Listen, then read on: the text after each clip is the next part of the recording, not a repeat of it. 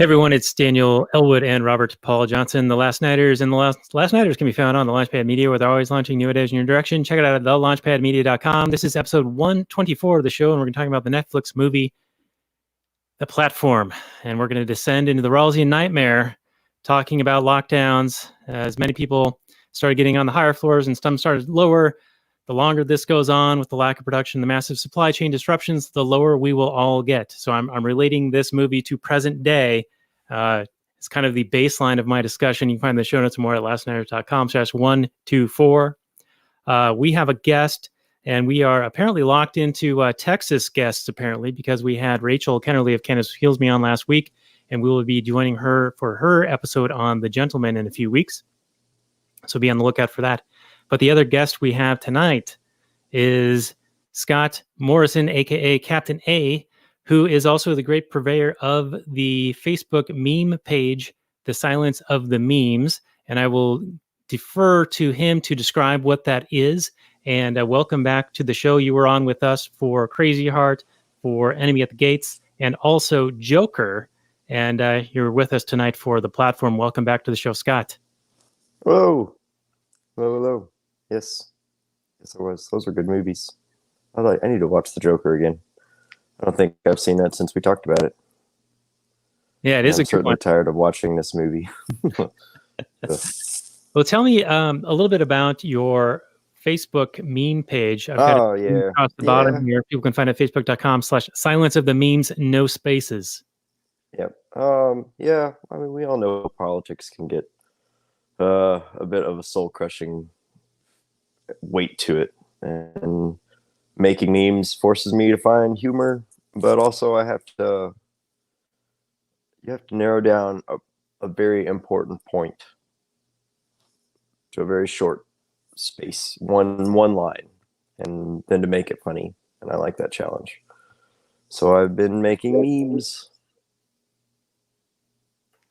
Well, that's good. You've been making memes for a while, and now you've got your own page about it, and I've enjoyed them. And you're right, they do get to the heart of whatever is in question, and it's a way to convey a whole lot of information in a very quick way. Mm-hmm. And I think memes are one of the, I guess you could call it the information warfare.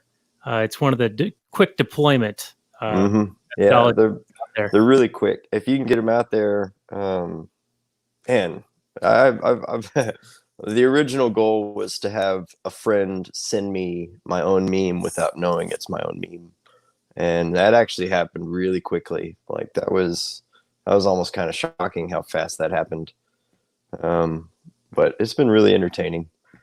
I'm just waiting now to see the moment my dad sends me my own meme. That will be glorious. That would be pretty good. All right. Well, thank you for coming back on the show. And we're going to be talking about The Platform, and I'll get into the Google description here. This came out just last year, 2019. It's a sci-fi/horror film, 1 hour and 34 minutes. Can be found on Netflix, was distributed by Netflix, and has a 7 out of 10 on IMDb, 82% Rotten Tomatoes. And in a reversal from most movies, it actually has a lower percentage of people liking it from Google at only 77%. The description is very short. It says, in the future, prisoners housed in vertical cells watch as inmates in the upper cells are fed while those below starve. So not a whole lot to go on here, Robert, but this came out February 21st of this year, launched out in Taiwan. The director is Gaztelu-Urrutia. I'm totally butchering that. Dude, your pronunciation is so spot on. It's so good right now. So strong. And it's called El Hoyo in Spanish. The language is Spanish. And if you turn on the English dub and the English subtitles, they don't match. They don't line up. So it's very confusing. My wife and I like to watch shows and movies with the closed captioning on because we're old. And sometimes we can't always hear everything. And it was just way too... That was the horror I saw in this, was that those things didn't line up, so I had to turn off the closed captioning. But what's your take on the Google information, and what's your strong opening? Well, that is terrifying, Daniel. Having the words not match up is, man, I can't even imagine living in that kind of nightmare. It's like a level 6 problem. I'm at the Oh yeah, basically having to eat your wife to survive, basically. So anyway, I watched this movie in the original Espanol, and my 2 years of high school Spanish, let me tell you, came through. I understood way more than I thought I would. There's something about Spain Spanish, that is way more easy to understand. I guess the enunciation, the pronunciations, there's no like, I mean, the slang is probably, of course, different, but like the way I learned it, we must have learned Spain Spanish as opposed to like Mexico Spanish, because I can understand this way more than just like a couple of Mexicans talking. I have no idea what they're talking about, but this movie, I was like, man, I'm following along with what they're talking about. This is pretty amazing. I didn't understand all of the vocabulary. Of course, it's one of the first things to go, and but the verbs were almost all there still, and yeah, it was pretty cool. But anyway, this is it's like a one-act play that's all set in the same place. That's kind of like the psychological horror character study movie. And for what it is, I think it's perfectly entertaining. As a commentary on the world or like economics or anything like that, it's horrifically stupid. But I'm not surprised. I mean, there's like zero movies that get economics right. Maybe Atlas Shrugged or something maybe gets it right, but all these lefty type movies, they have no concept. They have this fixed pie fallacy where the rich are eating up all the resources and there's nothing left for the poor people, and it's just really stupid. But I mean, if you just take it as a character study where these people are, going into for vague reasons, like some voluntarily, some not voluntarily. I'm not exactly sure if there's like contracts involved here, but it seems to be like you go in for a certain amount of time and then the main character is going to get a diploma of some kind at the end of it. He obviously thinks it's worth it, but I don't think that he's goes in with perfect understanding of how the building operates and what exactly is going to happen to him. So there seems to be some sort of bait and switch going on. But, if you just take it as a psychological horror character study movie, I think it's perfectly good. All right. Well, not a bad open. I think I tend to agree with you in that if you just look at it as like a horror movie and for just like gross out stuff, it's perfectly entertaining and well done. But if you dig into any of the economics, you're right. It's got a lot of problems. I got a bunch of notes on this. It's not just the fixed pie fallacy. It's a whole host of problems. And the whole Rawlsian ideas, egalitarianism, the imposition of, was it spontaneous solidarity? The spontaneous solidarity. They admit that communism can't work because they can't get everybody to go on board with I'll just take my share and pass it on. Right. I like that. And we'll get into that because they do try to negotiate to get it, and then they try to use. Then they have to use violence. Violence, but also some more gross out factor as a threat. I don't remember that part. Gross out factor. What? Oh yeah. Share the food, or I'm going to poop on the food. I will shit all over the food. You can't shit upwards. Yeah. Okay. Yeah, and that gets the results a little quicker than the nice asking anyway. But yeah, there's a whole bunch of stuff, and then I got a ton of notes on this, so we might have a kind of a long show tonight. But let's go to you, Scott. What's your take on the opening information that Robert has provided, and any of the very short Google information? No, that was good. I guess because I always try and come into this looking for something to talk about, it ends up taking away from the fact that it's still just a movie. So yeah, as a horror film, it makes me want to watch something called Midnight Madness. So I kept seeing that film get associated with it as, I guess, a certain level of horror film. So that, yeah, I'll give it credit for that. But the Man, some of the lines, I guess because I also am a closed caption individual for my hearing impairment. I was reading it. I had it on the English subtitles, and it is totally off. But just you read the line, and when you read it, it's so much harder to ignore the stupidity behind whatever they're saying. So I got stuck in the economics of what they were trying to poke at. That bothered me.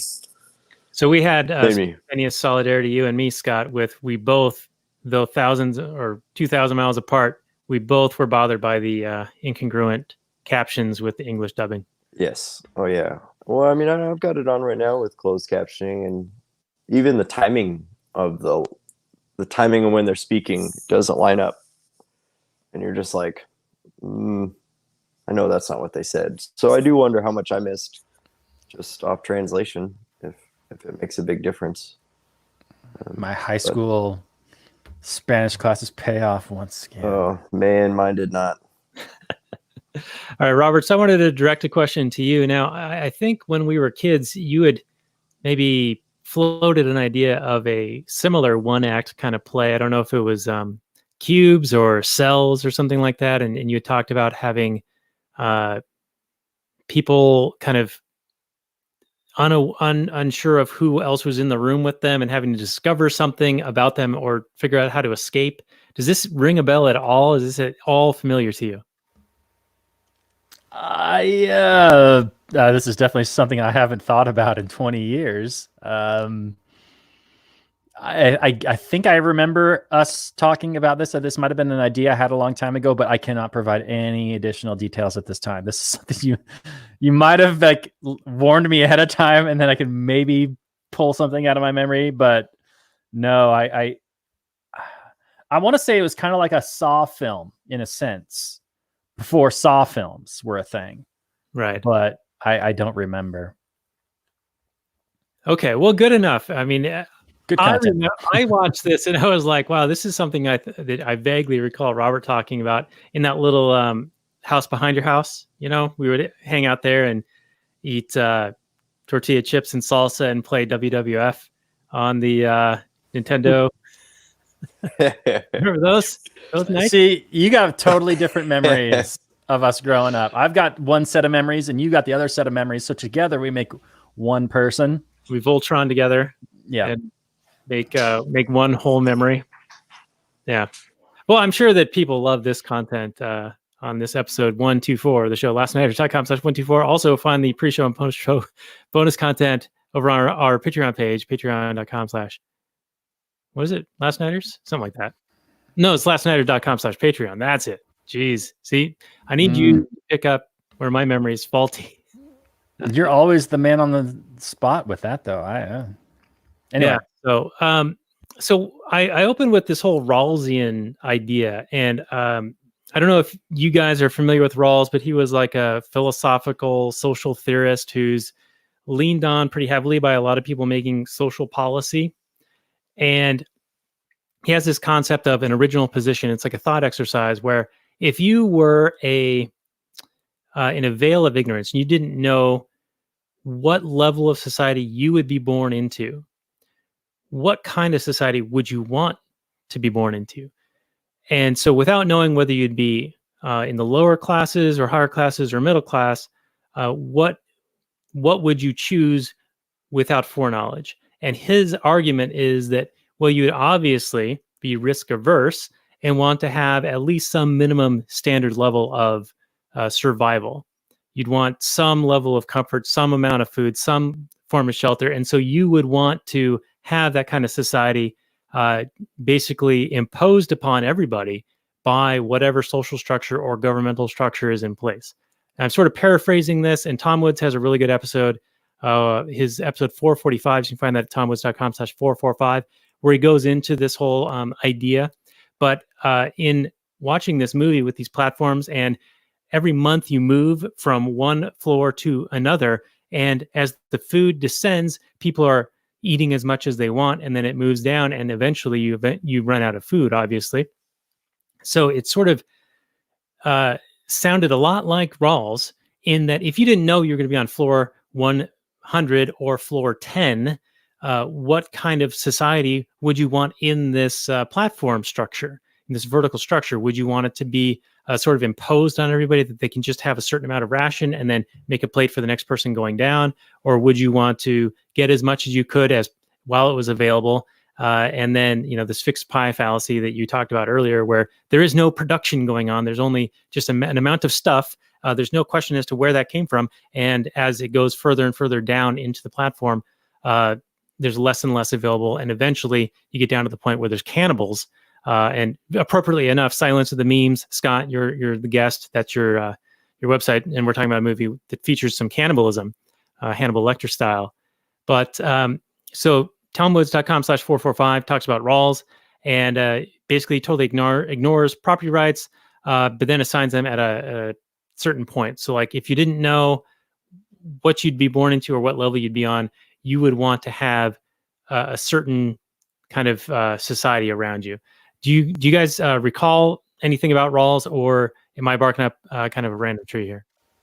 No, I'm fairly familiar with Rawls. From what I understand, he's the guy that argued that life is normally brutal and short, and therefore we need violence and force to keep everybody in line, or else it would just be this dog-eat-dog world. No, that's Hobbes. But I'm getting it wrong. Sorry. There's some Hobbesianism in this as well, obviously, as you get further and further down in the platform, and they say that there's no consequences. You can do whatever you want. People do get into this more primitive way of behaving, eating like animals, fighting over scraps, becoming violent. There's even a scene where when the first guy who he rooms with in room 33, which might have some Masonic or some religious undertones, which Scott, you and I had talked about a little bit via Messenger. But when they move to a very low level, our hero, and I don't recall his name at the moment, but the other guy ties him to a bed, Bush Doctrine style, like preemptive strike, and threatens to, basically says, hey, here's how it's going to be. We're not going to get any food down at this level. We're on, level 150 or 170 or whatever. No food will get down here. So in order for us to both survive, and because you're stronger than I'm going to hold you down, tie you down, and then I'm going to harvest meat from you and keep us both alive for the month. Cannibal style. And he's going to feed him his own self, sort of also Hannibal Lecter style. What do you think of that bargain there, Robert? It's basically because there's no other supplies coming in. It's really... How is it a bargain, though? He has no choice of the matter. What are you talking about? A bargain? It's a bargain, but it is a solution. And honestly, I can't really think of many other solutions other than maybe they just both volunteer to eat some of each other. Well, as I recall, the main character is like, well, I can survive a month without food. But the old guy's like, well, I can't. I'm an old guy, and therefore I'm going to eat you. That's his justification. So it's not like the other guy would have to eat each other and like, we're going to eat a little bit of each other and we're going to somehow survive. It's no, I have to eat you in order to survive, and you have no choice in the matter. Okay, you're right. Because you can survive for, well, they always say it's like 3 minutes without air, 3 days without water, 3 weeks without food. But I think there's some variability in there. I think water, you can go maybe up to a week, though I wouldn't recommend it. Food, yeah, I mean, I've gone on fast before, and if you're just sitting around, I think it's a lot easier than if you're actually having to get up and perform labor or go around hunting for food or anything like that. If you are just laying in bed, I'm sure you could survive for 30 days without, assuming you have a decent amount of stored body fat.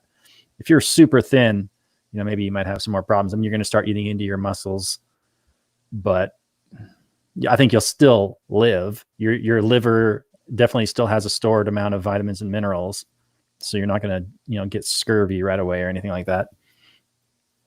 All right, and this is not medical advice. We're just critiquing a film here. Well, what kind of medical advice would that be, Daniel? Well, we're go ahead and starve yourself for 30 days. No worries. No worries. You'll be fine, guys. Dr. Robert, MD, right here. I tried it one time over spring break. It worked out great. So really, I guess if they were in this situation for longer, then the principle would kind of then become a thing. Like how would you handle it if it was a longer period of time, then someone could survive without food? Would it change your answer? If you could not survive, then I don't see there being any kind of fair or economical. Is that a right word? I'm totally making shit up. Sounded nice. Thank you very much. I don't think that there's any kind of fair contract that's going to be formed. I mean, first of all, you're forced, you're stuck in this place. So any kind of contracts these people come up with are all under basically coercion. If they entered into this building with the assumption of one thing, and then he got in there and it was totally other thing, that's a bait and switch. That was entered into through fraud. And then any kind of voluntary associations that the prisoners essentially come into, well, they're all basically under coercion. So I don't know if any of them are necessarily NAP violations or enforceable or anything like that. If one guy voluntarily cuts his leg off and said, I'll give you my leg and then I'll eat your leg. Okay. I don't think that there's any kind of imposition required. Any kind of like, I'm not really sure what I'm trying to say here, Daniel. Basically, it's Snowpiercer, but in a vertical stack instead of a horizontal stack. Because like in the back of the bus in Snowpiercer, they were like eating each other's limbs and stuff. They're volunteering them, I think, to keep people alive. Yeah, and in other movies, there's been like lotteries and stuff. They've kind of explored this theme before. Well, the scene that's on right now is the woman when she's confessing that she didn't know what she was sending people to. So it makes you wonder if they had actually shown that moment when they were filling out the contract and explained what was written in it. Sorry. Would it have suddenly exposed the whole thing as a sham? Well, it makes me think that there's obviously not everything's written in the contract. Like, I don't understand why these people are voluntarily going into this building, not understanding what's going to be in there. Yeah, it seemed like he was maybe going there because he wanted to go to a monastery type retreat where he could just focus on reading this book or quit smoking or whatever he was trying to do. Like he was trying to isolate himself to force himself to like kick smoking and then read this book, and he's going to come out of it with a degree. So it's actually a much faster method than the current progressive academic system, because it'd only take him 6 months to get his degree instead of like 6 years. They're called doctors. Right. This reminds me of like the Stanford prison experiment, right? Which is like so unethical that they couldn't ever do it again. They couldn't. They had to shut it down early because people were adopting their roles a little too aggressively, too enthusiastically, beating the crap out of people. Yeah, I think there's actually a movie about that, so maybe we can look into that sometime. But that was, I think, the guy Philip Zimbardo was the professor who handled that, and he assigned people like you're a prison guard or you're a prisoner based on some random selection thing like eye color or what color shirt they were wearing that day or something like that. And it was very quick for people to adopt sort of these innate, due to the level of authority that they were given, to be either sadistic, or if they were assigned prisoner, then they were much more like meek or docile or like reserved. Like they deserved it. Like they assumed their role. That became part of their identity, and very, very rapidly. Wait, but didn't we learn that the Stanford prison experiment was actually a fraud? What do you mean by fraud? Like it never happened? No. It happened, but what we saw was manipulated. Hang on, the results were fake? Yeah, I'm trying to look it up. It's possible. I've also heard something about the Milgram experiments that also were questionable.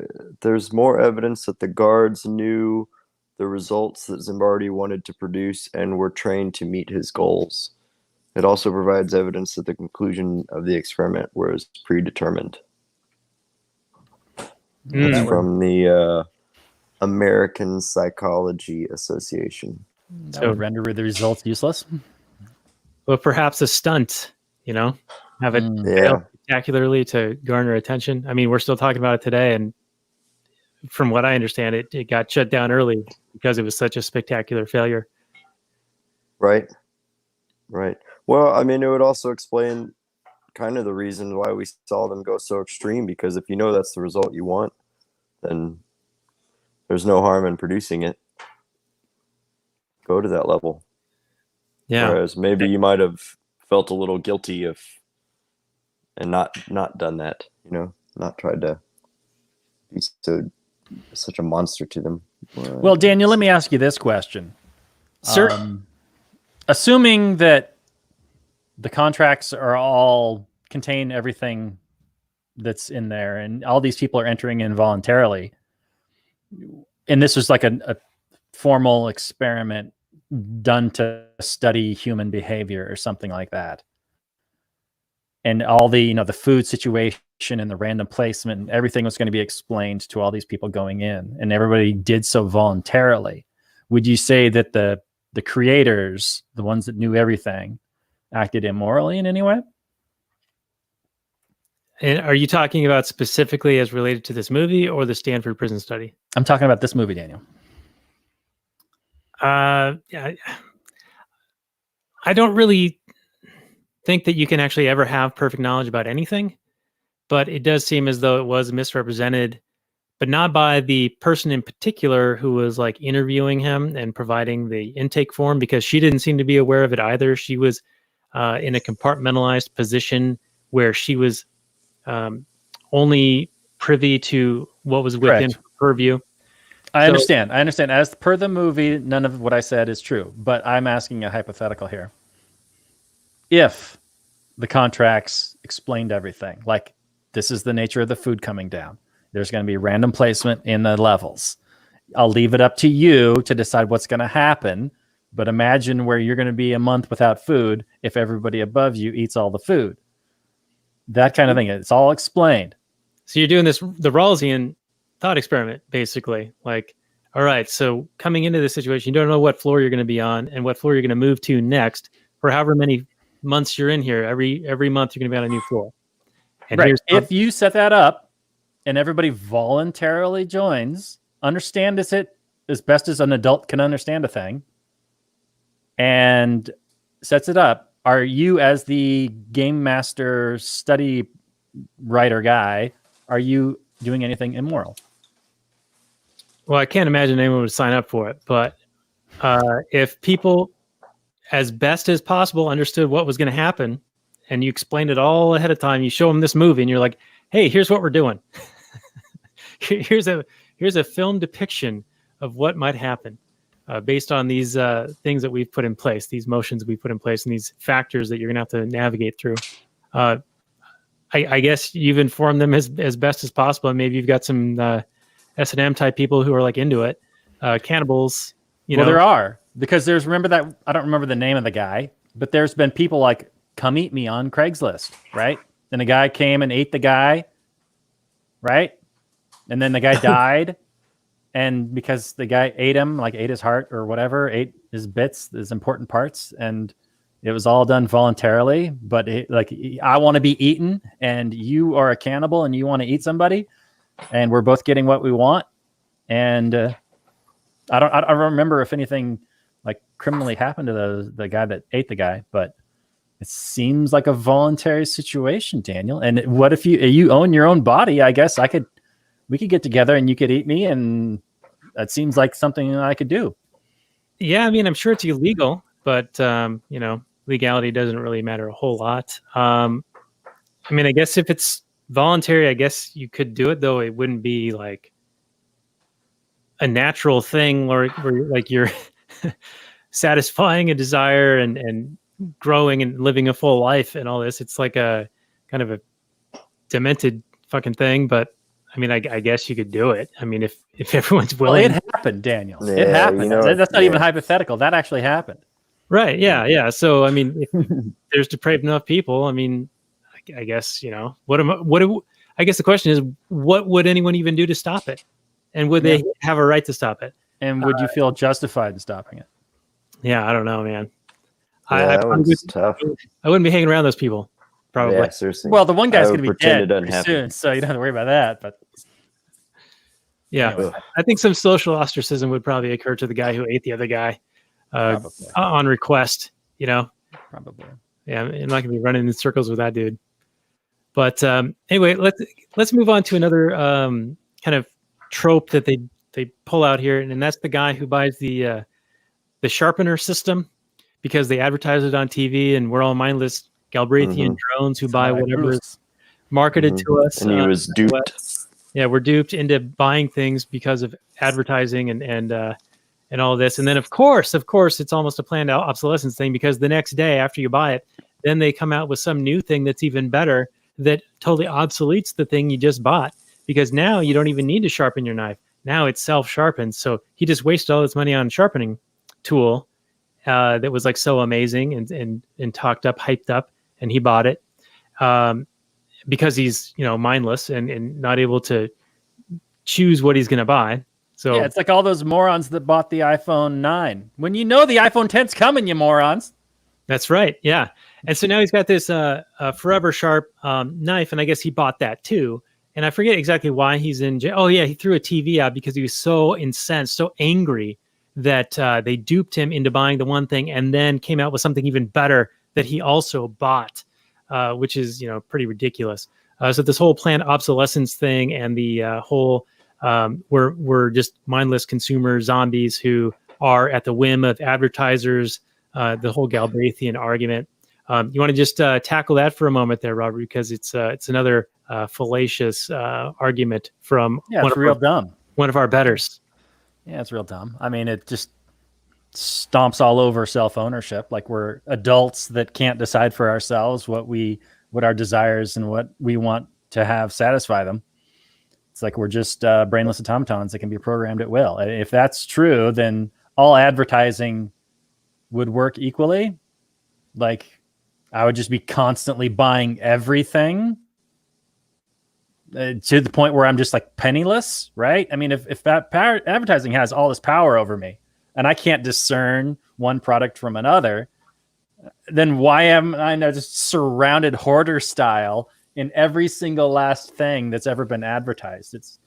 And some people are. I mean, some people are hoarders and some people are, compulsive shoppers and all of this. And I guess people look at that and be like, well, yeah, Galbraith's got a point.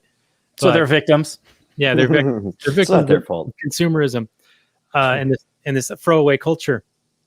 But really, I mean, advertising serves a very, very useful purpose, and it makes you aware of things that are out there in the world that can satisfy your wants, needs, and desires that you may not even be aware of. You may see something that it occurs to you as you see it, like, oh, that's going to solve this problem I've been having. So advertising is a very, very important thing. It's a very important function that conveys information back out to people, to consumers, to be able to know what's even available to them. And it helps kind of this virtuous circle of as people buy it, more and better and cheaper versions, more efficient versions will then be created. So, I don't. Yeah, go ahead. The early adopters for the first version of a thing allow and provide the capital for subsequent versions that are improved upon, and the price gets down as the manufacturers figure out how to make this thing better and better and cheaper, and compete with each other. And then pretty soon it's cheap enough for everybody to have one. I mean, everybody's got a phone. These things are amazing. I mean, 20 years ago, if you waved one of these things around, it'd be like, what the hell is that? It's Gandalf. He's a wizard. All right. So that kind of tackles that one a little bit. And I've got a Rothbard lecture series that goes into advertising and calls Galbraith to the carpet in a pretty funny way. So I'll post that on our show notes page. And the whole lecture series is actually really good because it opens with Rothbard being hopping mad about price controls and and price gouging. And this is early 70s when Nixon was putting in price controls. And we're seeing a lot of kind of similar destruction in the structure of production right now with the pandemic and the overreaction to it. I'm not saying that the virus isn't a bad thing, but I'm saying is that there's probably a whole lot of overcorrection happening or overcautiousness happening. What? Central planning isn't working out, Daniel? What are you talking about? Not working out so good. So I think that this would be a very good lecture series to check out, and also take apart the advertising from Galbraithian critique. Now, one of the next things I wanted to talk about was when he says to the lady, "You want to ration the food? What are you, a communist?" And I thought at that time, price gouging would probably solve the situation here, because if you made it cost something for those people at the upper levels, then they would only consume what they actually need versus as much as they can get or as much as they want. So they can kind of be gluttonous because they have this like bounty afforded to them. And so, there is no real work happening here. It is just like a prison. There's no like production happening. There's nobody putting anything out for exchange and to grow the food stores that are coming down. It's all just kind of descending from heaven or the heaven of this platform thing. But if they allowed price gouging, then it would have given a better allocation of the limited supply of resources. The scarcity would have gotten further down into the platform. Well, any pricing whatsoever, if there's any kind of currency or any kind of economy at all that happened, and you had it like a vending machine came down, then yeah, and the snails were $1,000, and you even just got some kind of stipend every month or something, and you had to make your choices that way. That way you could maybe one day splurge on the lobster, and then the rest of the time you're eating like rice cakes or something. But yeah, any kind of price system at all would allow for a far more spread out distribution of the goods, even though they only seemed to have like 30 seconds or a minute to eat as much as they could. It didn't seem like it was very long. Yeah, it did seem to go pretty quickly. But and I didn't understand the whole premise of, if we send back some of the food, it gets all the way to the bottom and then comes back up and there's one undisturbed dish. Solidarity, Daniel. What does that even...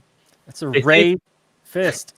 It's a raised fist. Like it's some bit of information coming back to the people at the top, but they're just compartmentalized cooks or cleaning people or whatever. Like, what are they going to do? They're not going to care. Yeah, the end of the movie should be just a janitor that comes along and pushes a broom and dumps the little girl into a big dumpster. And just sweeps it off. Well, and the ending of this ascending girl who's under the youngest age that's supposed to be in there. I think the one lady says 16.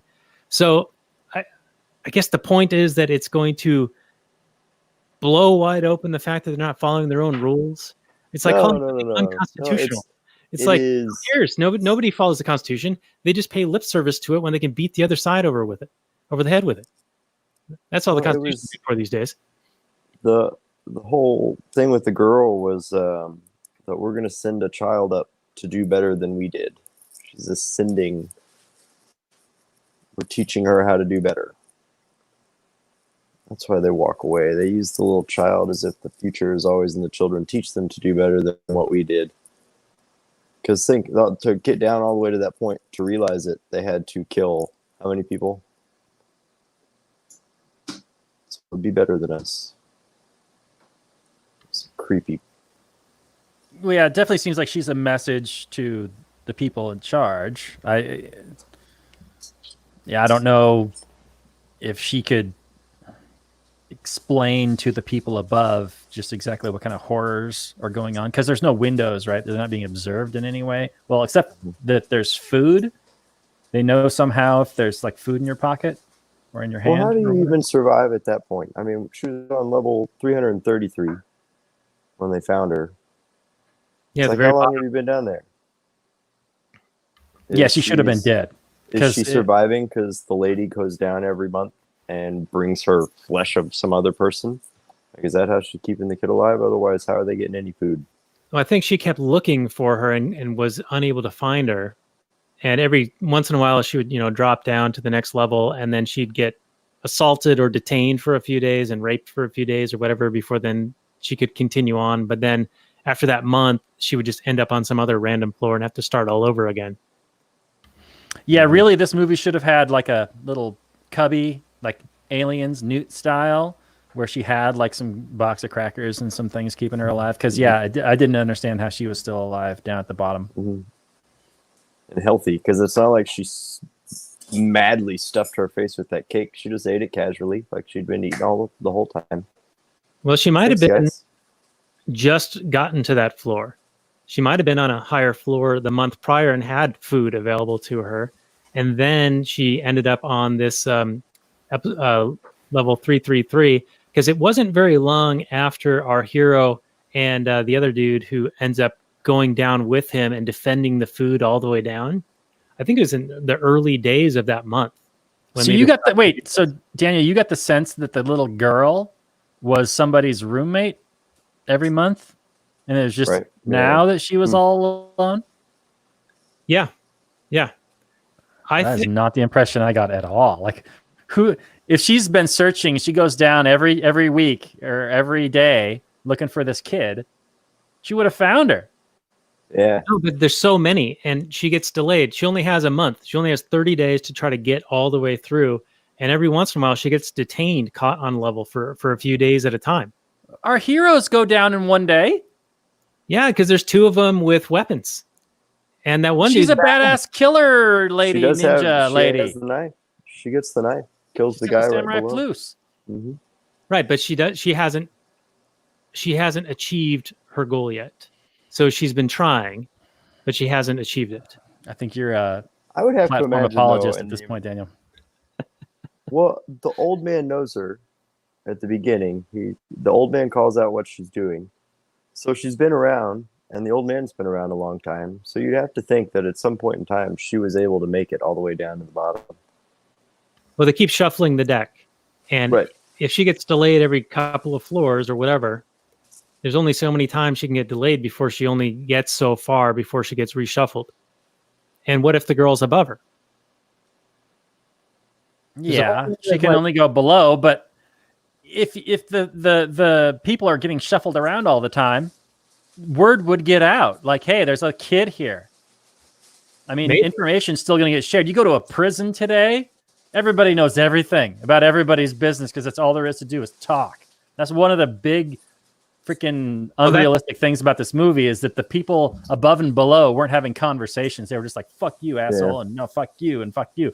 It would be like, oh, hey, Bob, how's it going up there? Yeah, oh, pretty good. This week I got some food this time, blah, blah, blah. Mm-hmm. Yeah, the old man's still under the impression there's no kids. Yeah, well, I agree with you, Robert. I think that really there would be a whole lot of communication going on. They'd be passing messages, telephone style, all the way up and down the column and all this.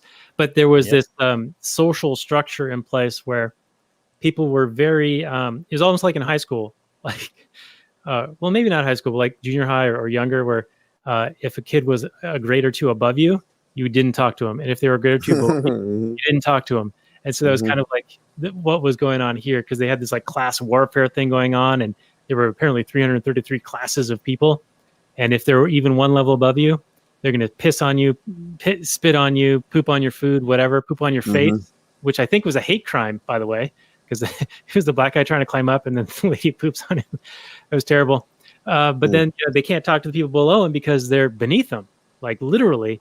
And so much so that temporarily. Right, temporarily. And so that's why it doesn't make any sense. That's right. It makes no sense. Yeah, it makes no sense, but it's like part of this world, right? And so because it's part of the premise of this world, this world of envy and very hard classes where if they're above you, they're way better than you. And if they're below, but if they had never shuffled around and they were just stuck on your floor and you got the feeling that the people above you felt better than you, and the people below you really were beneath you, and like you began to believe that they were there for a reason and that you're there for a reason and they're up there for a reason, then I can see why there would be some kind of like, hey, fuck you down there, asshole, and oh, fuck you up there.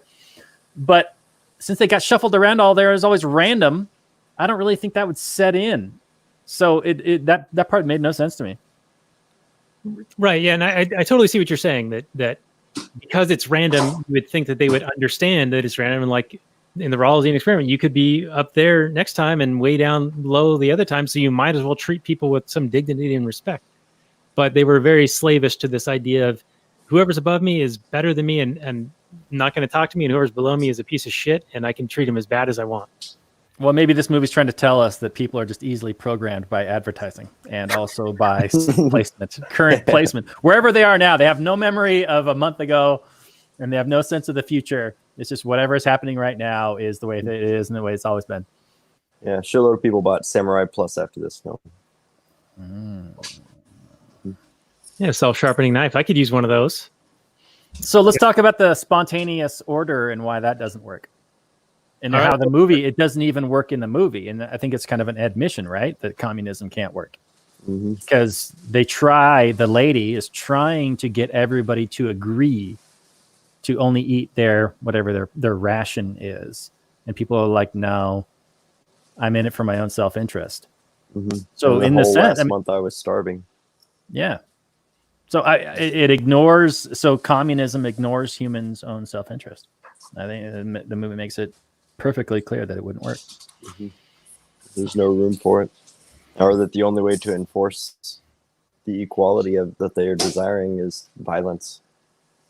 Right. Yeah. Well, I mean, the one woman is like telling people to eat their portions and then create 2 portions for the people below them and just pass it on in this sort of like kumbaya, pay it forward kind of thing.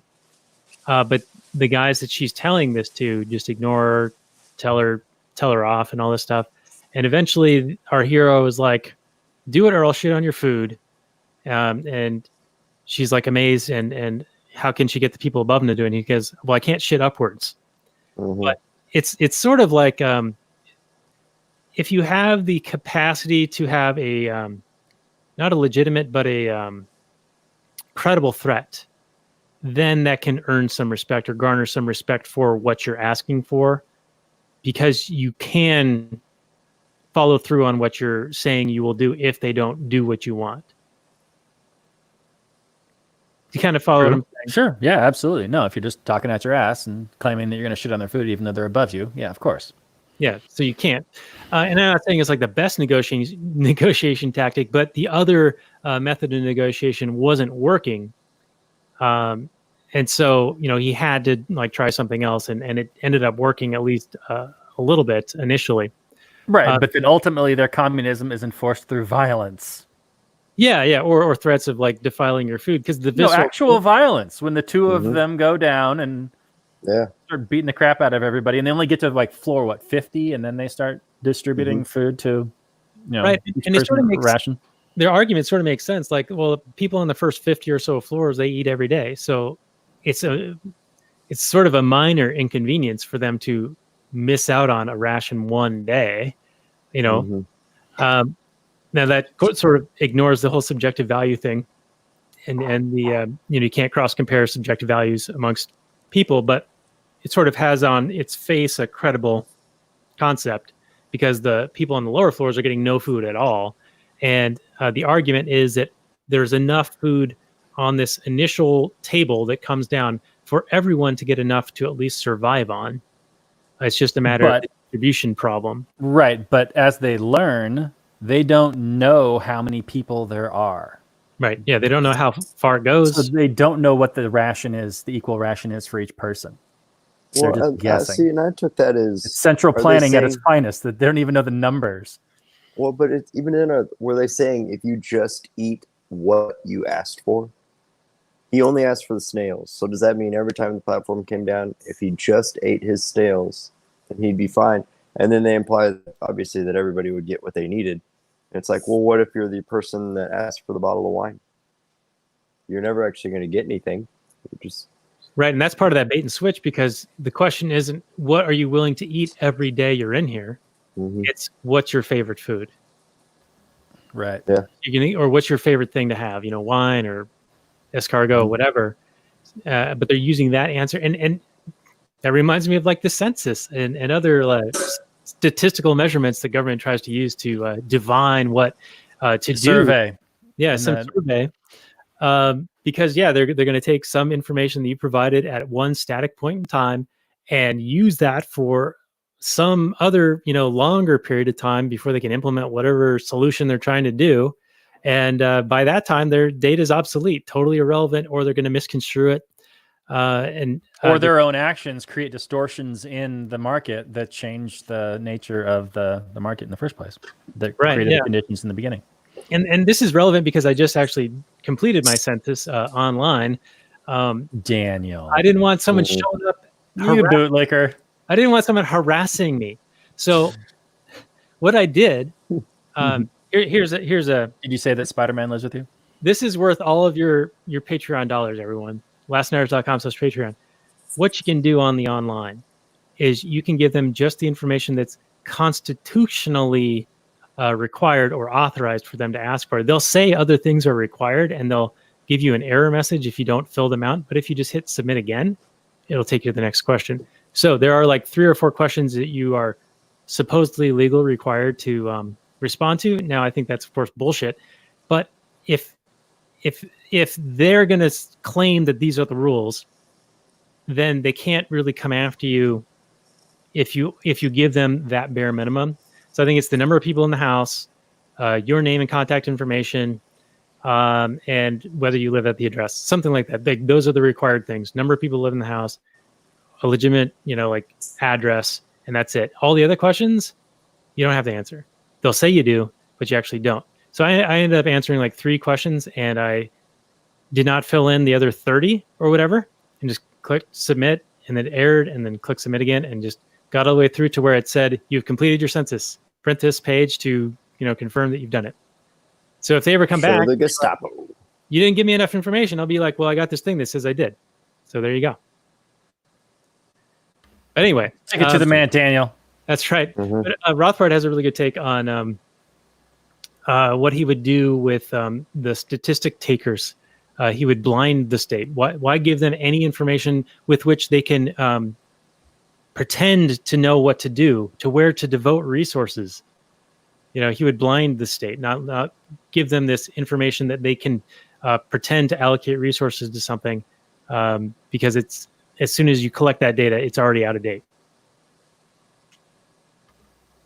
Yeah, absolutely. Well, anyway.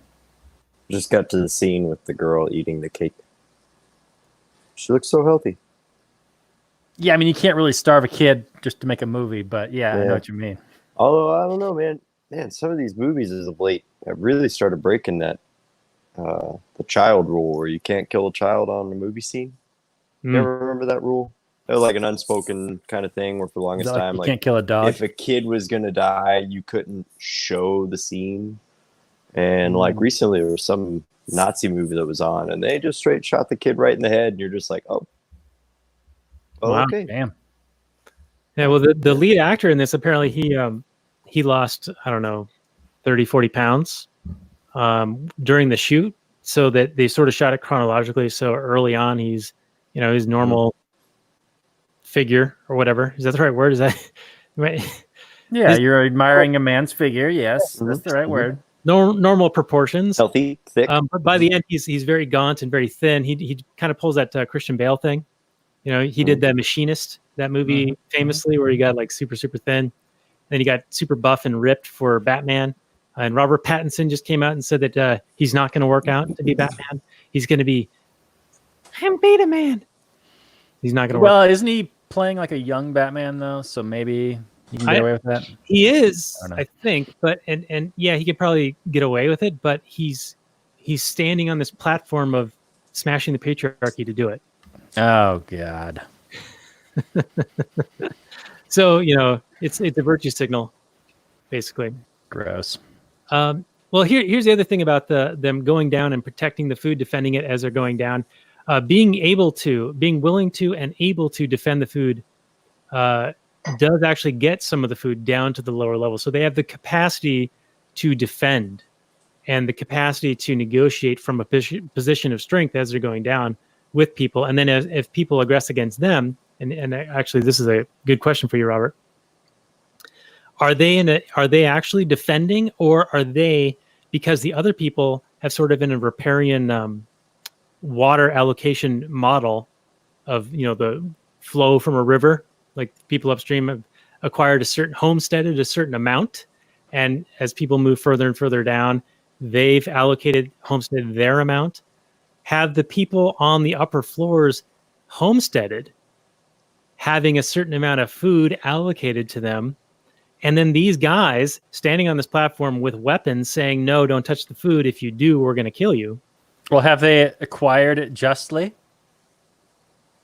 The people who are used to being on floor 12 and getting the floor 12 amount of food. I mean, used to? What are you talking about? It's 1 month. Everybody's swapping around every month.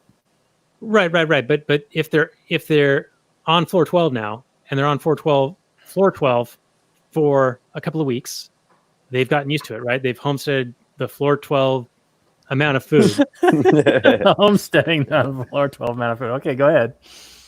So are the guys now defending that floor, or the food as it descends down? Are they being defensive, or are they being the aggressor as they're going down?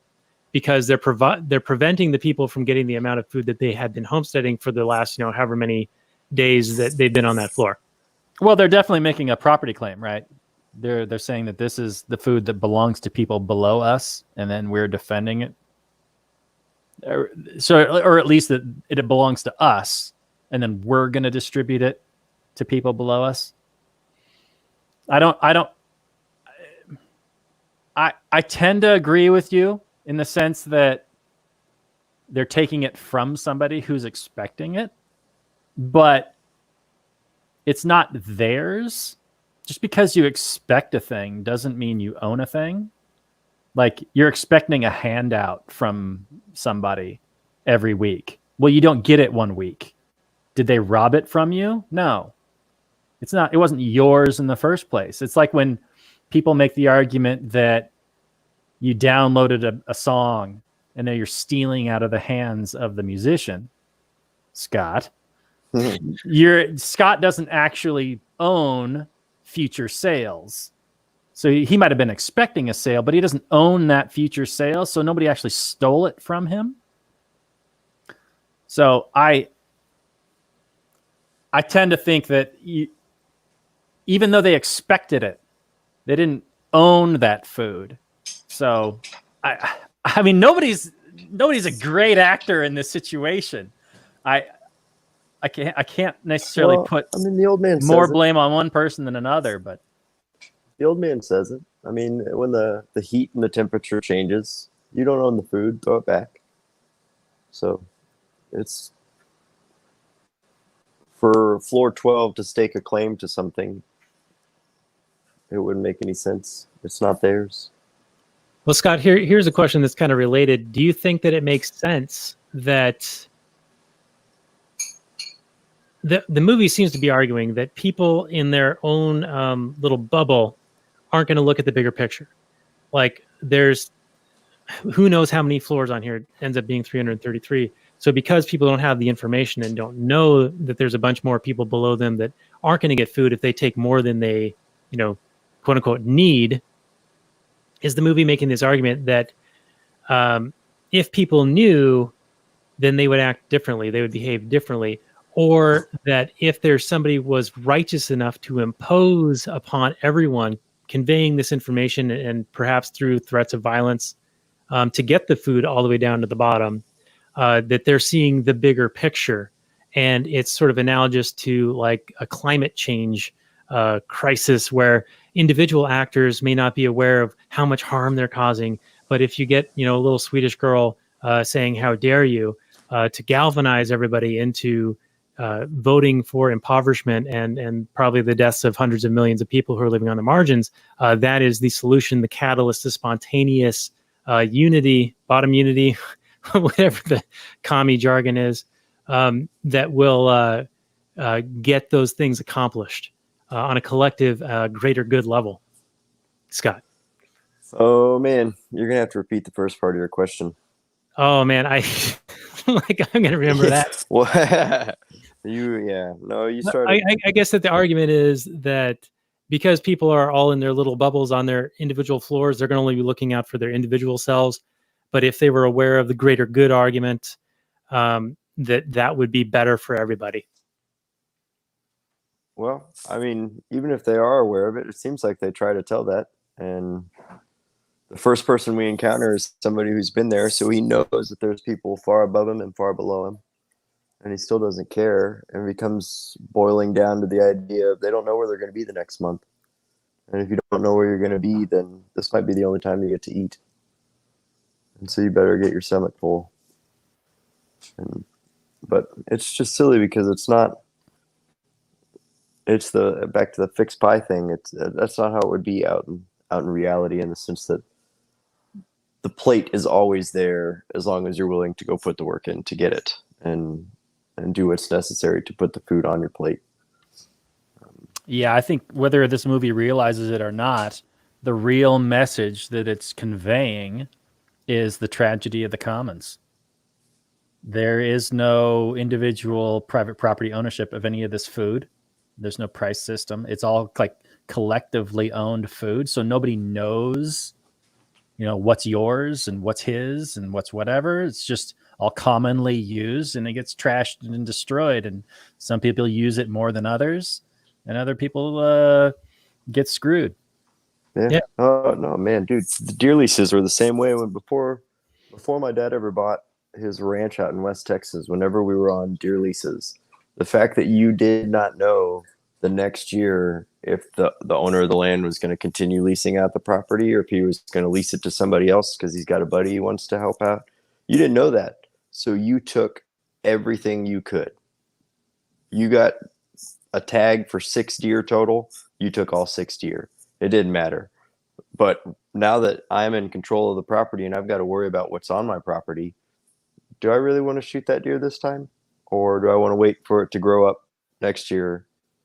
And I'm far more conservative about what is my plate and what I'm willing to take from it, rather than just depleting my resources because I'm mad hungry and I don't know if next year I'm going to get to do it again. No, this is actually a great insight, Robert, because you're right. It is a tragedy of the common situation, and it's the lack of property rights that eliminates the whole concept of conserving any of this, because people are going to get what they can because it's there, because they don't know how much needs to go down and if they're going to get more next time or whatever. So yeah, it's getting as much as possible to deplete the resources as rapidly as possible, and it's the worst possible way of managing any resource. Mm-hmm. Absolutely. No, it reminds me of when we did Dance with the Wolves, right? And they had those white hunters or whatever. They went and shot all those buffaloes, and there wasn't any buffaloes for the natives, and everybody was sad. Yeah. Hey, that's a good segue. And then we're going to have to start winding this down. We're already long, but this segue is about the 2 dudes who, when they're on level 6, they say only a lunatic gives up level 6. And the guy responds, well, we're just 2 dudes just going for it. Is this them using their position of privilege to help those with less privilege below them? Is this not the white guilt argument?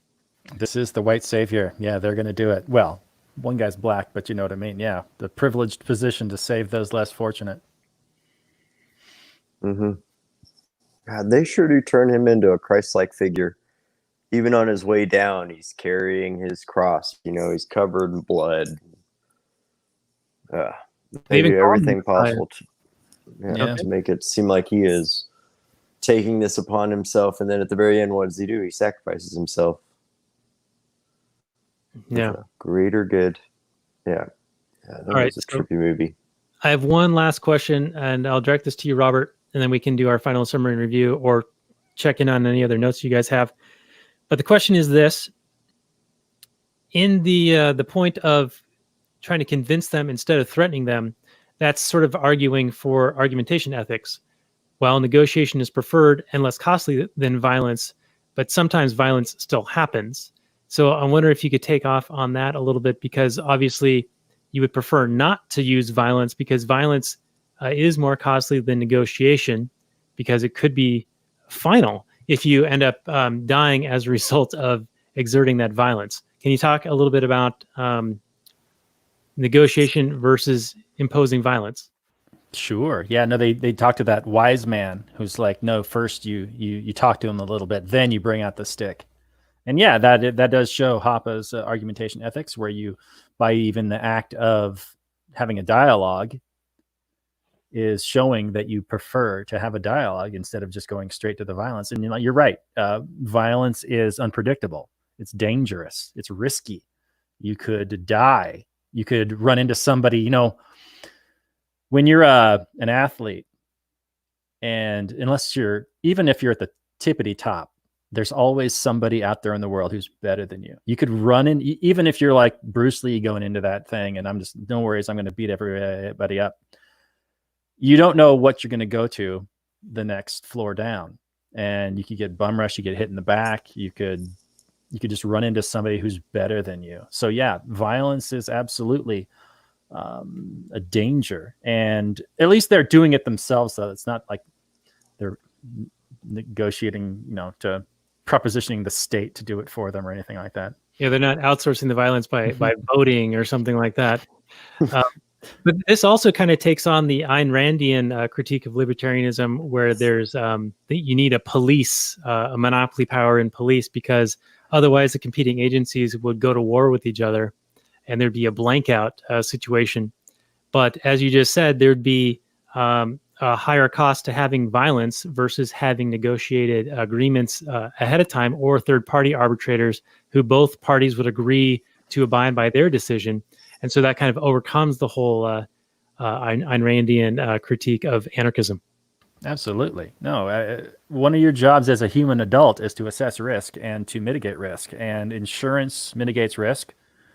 And insurance companies would definitely prefer arbitration over direct violent action. And so, yeah, there would be all kinds of incentives in place for people to behave in a rational, peaceful manner, because you don't want to just break out the AK-47 and put it on the back of the pickup truck and just go shooting up your neighbors. That's just not going to get you anywhere real quick. You're saying you don't want all kinds of retribution. You don't want to move to Somalia there, Robert? Somalia sounds like a great place. I'm not going to lie. I mean, but no, I kind of like where I live right now, except for the fact that I got this violent, horrific, tyrannical commissar who thinks he owns me and can tell me what to do. Yeah, you do have that.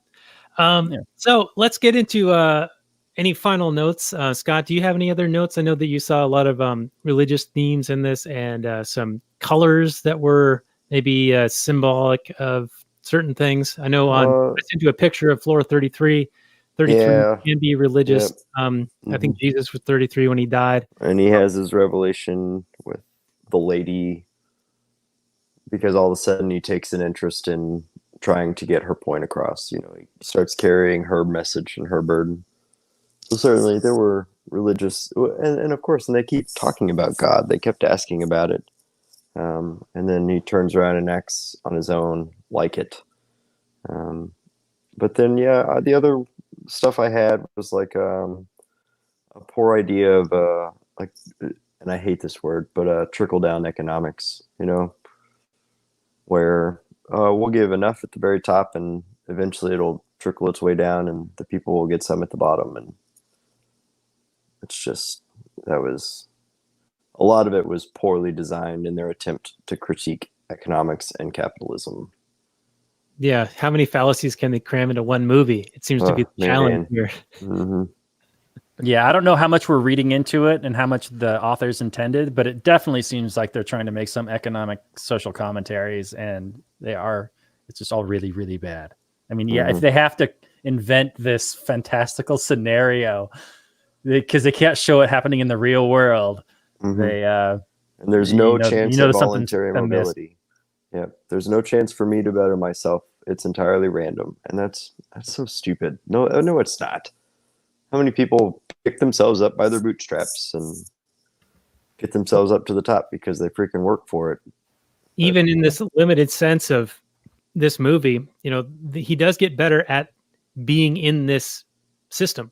He gets more adept at it and more used to it, and he actually does gain some more abilities and some knowledge of how it works. So even within this very confined structure, he still is improving himself and bettering himself and working towards a goal by the end of this movie. So, it's just like you can't shut down an economy even in prison. Apparently you can in the real world just by dictate. But people will still trade cigarettes. They become currency in prisons, and they can't keep drugs out of prisons and all this. And one last comment, and then I'm going to let you finish, Scott. I'm doing my Kanye impersonation. The director says the film's key message is that humanity will have to move towards the fair distribution of wealth, with an exploration of the importance of individual initiative in driving political change that critiques both capitalism and socialist systems. It sounds like he's arguing for a third way, a sort of middle of the road approach to the political economy and how things would operate. But as Mises has a wonderful essay called Middle of the Road Leads to Socialism, he argues that communism or socialist structures and capitalism or free market exchange are actually opposing actions and cannot be merged together or work together. And in fact, if you try to impose socialism or socialist policies, or even just price controls or something, that as an example, the problem that they're trying to solve will actually be worsened by it, and there will be further interactions and interventions that they'll try to overcorrect for the previous interaction or intervention, and it moves on towards socialism. So I'll have that on our show notes page as well. It's a really good essay. It debunks the whole concept of there being a third way at all. Granted, we kind of live in a hybrid, mixed version of just more and more socialism kind of being imposed, but it's a gradual creep, and I think it actually fits right in line with you're either moving in one direction or the other, and we're definitely moving towards socialism in this country. Mm-hmm. All right, Daniel, this is where you help Scott lead in with his final thoughts there. Oh, man, I completely forgot what I was going to say a second ago. Sorry, man. No, that's right. It happens. Yeah, we tend to do that. That's what we do. And we just run our mouths for a while, and we disrupt and interrupt and make our guests forget what they were talking about. Well, Robert, did you have any final notes? Maybe that'll spark Scott's memory a little bit. Will jumpstart his heart. Well, I can just move into final summary review. I don't have any more notes. You did a really good job getting all those notes together. I don't even know if I saw all those economic fallacies and things. So that was fantastic. Well, I'll just interrupt for just one moment. If we recorded the show yesterday, I would have none of this. Our original plan was to record this yesterday, and plans fell through. Scott, you were too busy. You were doing a nice built a shed for my mama. Yeah, you helped the old lady cross the street or whatever. Did a good thing. You did your good deed. Coughed all over her. But because I had more time to reflect on this, I actually went through my notes again and expanded on them and kind of developed this kind of, oh, he's talking about Rawls here. He's talking about Galbraith here. He's talking about this over here. And so we have more content for this show because we delayed it by a day. Anyway, Robert, take it away with your final summary review. Okay, so as I think we've well explained in this review, the social commentary falls well short. I wish more creators were schooled in the Austrian tradition or even the Chicago school or any kind of economics beyond the Keynesian type crap. But I can, as if obviously, like you said, the writers were going for some kind of commentary. I still think you can watch it purely as a psychology type experiment, a character study, and enjoy it.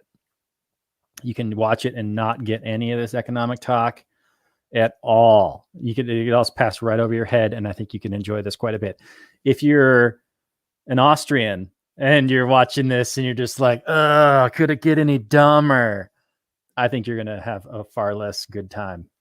So this is another one of those double review episodes, but I'll split the difference here in the middle. I think if you're you're just a horror fan, I think you can watch it and enjoy it and it's like a 7.5. But if you're an Austrian, this is like a 3 or a 4. So I'm somewhere in the middle, like a 5.56. It's like around there. I was entertained by it, and I enjoyed the Spanish language, but nobody else is going to be enjoying that. I mean, very few. I can't imagine you're going to be like, yeah, I'm going to dust off my old Spanish skills. But I mean, it's well acted, it's well shot. It looked like it was very inexpensive to make, right? I mean, you just have like the one set, and then you like reshoot it from different angles to make it look like different floors. You change out a few details. But I think it's a cool concept. It was like a one-act play style, like I said at the beginning. And it works as a character study in the depths that someone will go to survive in this hellhole that they either voluntarily put themselves in or were put into. So I enjoyed it, and I'm also glad we tore it the hell apart. So that's that. Yeah, I think that was appropriate because there was a whole bunch of stuff crammed into this, and it's like. I'll just get into my summary and review here. I think you're right. It is on one level an entertaining movie, a horror genre film that is fun to watch. It'll keep you entertained and keep you interested in watching it and kind of grossed out a little bit. But if you're looking at it from an economic standpoint at all, you're going to just be tripping over all the fallacies all over the place. It's ridiculous. Like they have to construct this entirely like artificial system to even try to make any of it make sense. And so we kind of rip that a bit in this, and we'll have a lot of the resources that you can dig into it further on our show notes page at lastnighters.com/124. And I agree. I think as a film for entertainment value, just for watching it, like watching a Saw movie, if you're into that, if you like those kind of films, you're probably going to think very highly of this. But if you're going to look at it, with a critical eye towards, what kind of social message are they trying to convey, it's going to look like commie propaganda. So it's really hard to give it a score. I mean, I kind of have that split personality idea on it as well. Like as a film, it's pretty good, like a 7 or an 8, but as a social commentary or kind of a reflection on society, I think it's really terrible. I think it's going to give people a really awful message and make them think that socialism is the answer to solve the problems of capitalism when, nothing is capitalistic in this at all. So for that, I would give it like a 2, but kind of settle in on a 5, kind of go in between. What's your take, Scott? Well, I remembered. Thanks to notes. The comment I was going to make was you were saying how he kind of grows in the story, and there's a hint, obviously, because he's getting an accredited diploma, and he brings a book that he's the intellectual class entering this. And so there's this kind of split between philosophy and then he's subjected to reality, which is the whole. And you can tell right off the bat, there's conflict between what would have been the philosophy and the literature, and then how it actually plays out in reality. It doesn't work. None of it works. Nobody's willing to help each other. They're all greedy and willing to kill each other. But as far as what y'all said, yes. I mean, I've had it going on in the background, but it was muted. And if I'm not having to listen to it and you're just watching the film, yeah, it's a cool film. I don't know if that kind of closeness to the eating human part, that might be a little bit too much for me on wanting to recommend it to anybody, but if that's what you're into, then they'll like it.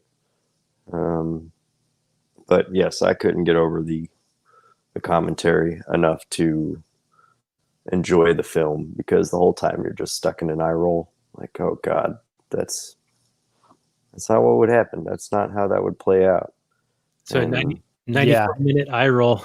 Yeah, if you get stuck in that, like from the get-go, you're just like, no, I'm not on board with this at all. There's only 3 classes of people: those above, those below, and those who fall.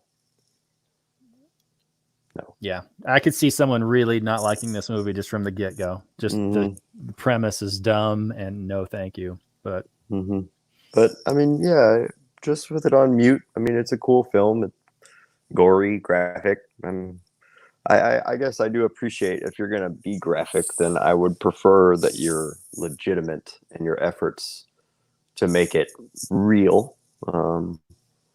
But Yeah, that's just not that kind of film. I'm not into the graphic horror old school films like that. What is it? 80s heavy metal? Isn't that what they call those films? Heavy metal films? Where it's like super graphic and violent like that? Like Slayer type films. There's a really awesome one Grindhouse? with Nicolas Cage. And I'm going to look up the title of it and send it to you. And if y'all haven't seen that film, that one's nuts. Oh man, that's going to bother me. Y'all talk about it or something, and I'm going to pull it up right now. Okay. Well, throw out a score for us. For without commentary on mute, I'll go with a 7 also. But listening to the film, I'm like a 3. We're all right about the same. It's just, the commentary. Just if you can get past it, you can enjoy this film. Otherwise, it's terrible. All right, we'll split on down all 3 ways here. Well, thank you, Scott, for being our guest for this one. It was a lot of fun, and people can find you at that Facebook page, Silence of the Memes. You got a lot of good memes on there. There's a lot of Biden stuff on there, which I really appreciate. If he makes it through to the election, you'll get a lot of mileage out of all of his guffaws and sniffing of people and other random, weird, creepy things he does. But speaking of shows and episodes that we do, we have a better than zero chance, so better than zero, of Jeff Deist, the president of the Mises Institute, joining us next week to do a Memorial Day episode on Apocalypse Now. Now, just in case it doesn't work out, because it's a little bit iffy, we have a pretty solid plan B guest. So the movie will definitely be Apocalypse Now, and we're going to be doing the theatrical cut. There are 2 director's cuts out, and then there's also a documentary about the making of the film called Hearts of Darkness, which I watched a few months ago, and it's really awesome. But so we're going to be doing the theatrical cut, hopefully with Jeff Deist of the Mises Institute. And if not him, then we'll have another good guest who is familiar with the film and filmmaking and has been on the show before. But I don't want to spoil that until we see you guys next week and let you know where we end up on which guest. But we're going to really need to up our game next week if Mr. Deist is able to join us there, Robert. That's a hell of a guest. He's a smart That's dude. Awesome. Well done. Yeah, we'll ask him like 2 questions, and it'll be our hour because he'll give a 30-minute response on either one, and it'll be amazing. But that's our show tonight. So check it out at lastnight.com/124. Give us a like or subscribe on the old YouTube, and rate us on iTunes and all those good places. And give us some money on Patreon. Check out Robert's artwork and wares available at trubster.com. And I guess we'll see you guys all next week. And hopefully, Scott, you can stick around for a little bit more with our Kathleen Turner Overdrive, which is available for our Patreon supporters. Hit us up at lastnighters.com/Patreon to get a piece of that, and show notes and more at lastnighters.com/124. And you can always find it on the Launchpad Media, where they're always launching new ideas in your direction. Check it out at thelaunchpadmedia.com. And with that, we'll say good night from last night, everyone. Peace out.